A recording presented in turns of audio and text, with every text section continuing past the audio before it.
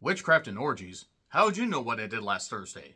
Killer Body Count is a Tubi original directed by Danishka Esterhazy and written by Jessica Landry, and takes place at a church conversion camp run by Tawny and Eugene, brother and sister, who are trying to revive this camp's reputation after a terrible tragedy happened about 20 years ago, and they bring a bunch of young adults who are sex addicted. They're supposed to be teens, they're likely in their early 20s, but nevertheless, when it comes to slasher movie 101 tropes, you have early 20-somethings or even sometimes late 20, early 30-somethings playing these teenagers that get killed and stabbed with the sex and the boobies and the blood and all the craziness and everything. So yeah, we have an overriding theme of sinners needing to be cleansed. And there is somebody running around in a devil mask killing people pretty much shortly after they orgasm because they're into the sex and the impurity and doing the sex before the marriage and everything. And yeah, it's pretty much a standard slasher, as it were. And since it's on Tubi, you're going to get one of three categories. You're going to get something really surprising that's actually pretty well done. You're going to get something kind of in the middle, or you're going to get something way the fuck over here that honestly could be a few categories in this third category, which doesn't actually make mathematical sense. It could either be somewhat entertaining but really, really shitty, or it could be something that had some neat little ideas and was executed poorly. So, what category does this fall under? I'll tell you in a bit. So, you have the main character, Cammy Casil, Entok, Winnick. If I got any of these names wrong, I do apologize. Alex McGregor plays Tawny, who is pretty much the bitchy camp counselor leader, something or other, and there's, weird shit going on there, too, which you find out why she's so repressed and so weird and so scary and so religious. So, yeah, the whole religious aspect kind of getting beaten to death kind of remind me of They/Them, which is a Peacock original that had Kevin Bacon, had the girl from My Girl, who's all grown up now, get him his glasses, he can't see without his glasses. And the idea of doing that, where you're trying to cure people of their sex addiction, and there's a little bit of LGBTQ influence. And by the way, if you have a problem with anybody in the LGBTQ community for strictly being LGBTQ, fuck y'all. Fuck y'all, don't care if it's religious-based or whatever. Yeah, got some fucking problems. From there, we have a standard slasher. That's pretty much it right there. There are characters in this movie. Obviously, you would have to have that. And they say their names on occasion. The cast is pretty much full of people that are from South Africa, or at least were born in South Africa. And according to IMDb, this was filmed somewhere in Canada. So that's a bit of a trek, I'll say that much. Okay, so let's get to the movie itself. You know what? There were parts that weren't too bad in this. There were parts that actually leaned into the goofy slasher stuff.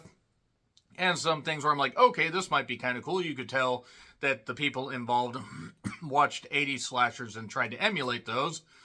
In the case of some, they kind of emulated them. Meaning they set them all on goddamn fire and then used the smoldering ashes to pad out this movie look. This movie was about an hour and 49 minutes, including end credits, and it should have honestly been like a nice tight 80 to 85 minutes. I don't know why this was so stretched out. It also had that Tubi trope of shoving stuff in at the end, and the plot actually pretty much went along as you would expect. The acting, admittedly, isn't necessarily great, but you don't expect great acting from a slasher movie. Taking this as a send-up of slashers, there were moments that weren't that bad, but if this was actually meant to be taken seriously, it missed the fucking mark. I can't lie, I didn't really enjoy this, which is a shame because there were parts that I liked. There were a few decent kills, including one where some goofy blood splatters popped out, like we're in a goddamn PS2 Resident Evil game, where the blood just flies out and flies out because the zombie bites you, and but I'll just take this pill and it'll be fine. It kind of reminded me of Founders Day, actually, in the sense that they tried to add a bit more levity to the plot. But yeah, it was what it was. The killer isn't really all that surprising. The whole motive behind all this stuff going on really isn't surprising. It does have one particular trope that I absolutely goddamn despise with every fiber of my being, whether it's a horror movie or otherwise. I'll give you a hint. It was in What Josiah Saw, which is a review that I got a lot of flack for, despite the fact the movie is dog shit. So, yeah, we get sex, we get some goofiness. We get sex at inappropriate times, too. As the killer's going on, we get more sex and goofiness, and I don't exactly understand why. I understand being addicted to sex or, having to all, wanting to get the physical part or getting the hasty insertion and doing all that, but maybe wait until the killer's, dispatched And then you can, I don't know, fuck on their goddamn corpse for all I know. Nevertheless, it's on Tubi if you want to check it out. Again, the spoilers. Which won't take long. Guarantee you they won't take long. 3, 2, 1, and spoilers. So, we start off with a young couple, they're having sex. The guy didn't really do a very good job, and he gets killed with an impaling. And then she seemingly gets killed. And then we smash cut to Cammy in the basement with some guy. And then they're caught. And Father Tim says, hey, we have this one, conversion camp or, center. It's called Beautiful Savior Treatment Center, which, yeah, that sounds just great. It's in a parish farther south. So, yeah, we're just referencing Louisiana right there. Does any other state have, parishes instead of counties? I'm asking because I know Louisiana does. So, the brother and sister show up. Tawny and Eugene. Spoiler, the trope that I absolutely hate is incest, and I'm sorry, no. I don't fucking care if it ties into the story. It's fucking stupid to do that. It's sick. You got some goddamn problem with you. There are plenty of people in the world. Why are you fucking somebody with your own DNA? With your own DNA locked in them is really what I meant. So, yeah, there were some kids that got sick a while ago. Actually, it was back in 2004. A wannabe priest, or a soon-to-be priest, 17-year-old priest in training, as it were, went nuts and killed people. Possibly, maybe. We'll see. There are no phones allowed during treatment. The comedy aspect is not good. There's the Porky's pipe hole-in-the-wall thing that they do for the girls, and then the girls do for the guys. And it doesn't work the first time, and it doesn't work the second time. And then there's the therapy session.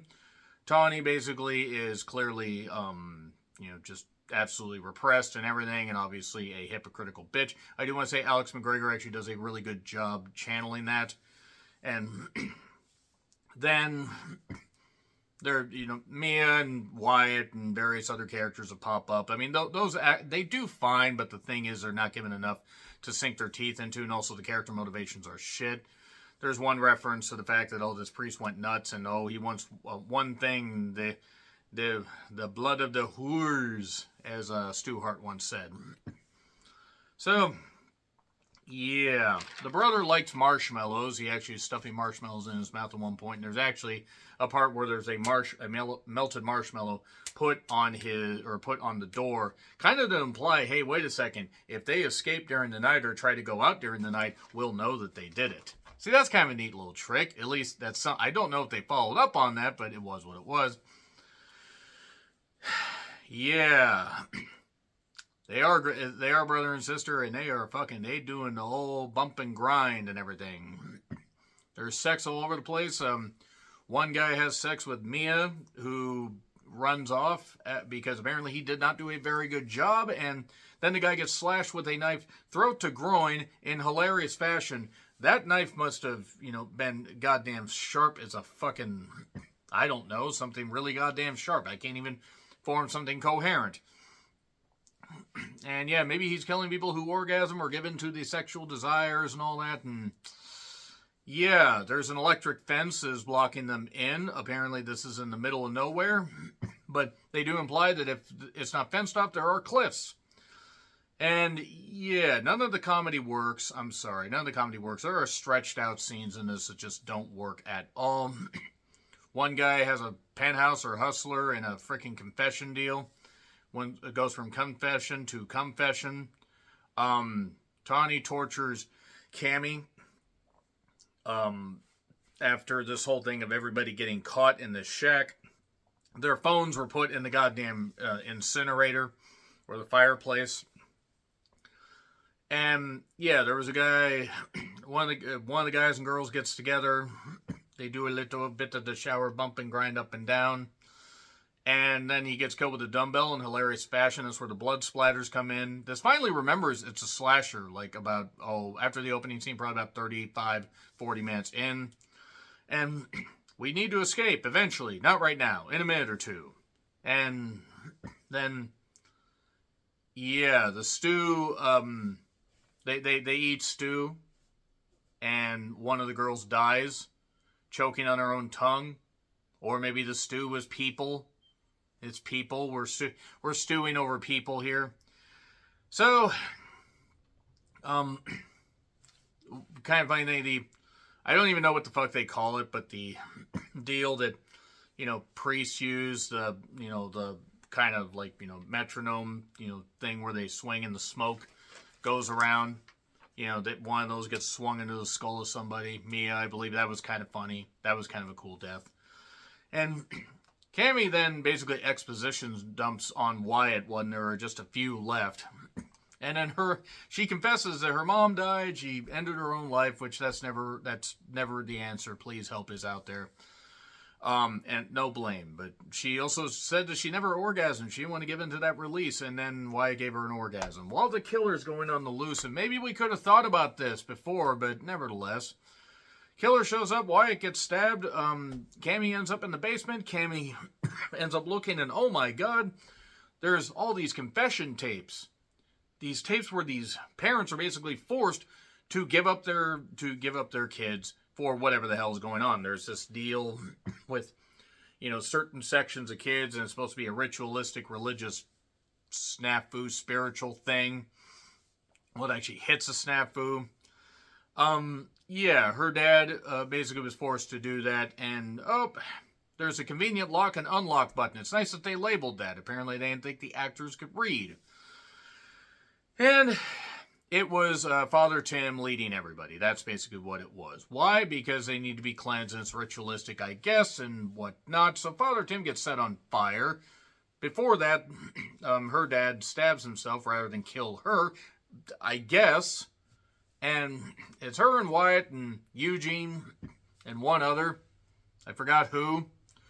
And we go to the beginning, where the guy is trying to kill the girl. And it turns out, actually, it was just a whole wraparound thing. And who are you? We're the Whores of Babylon.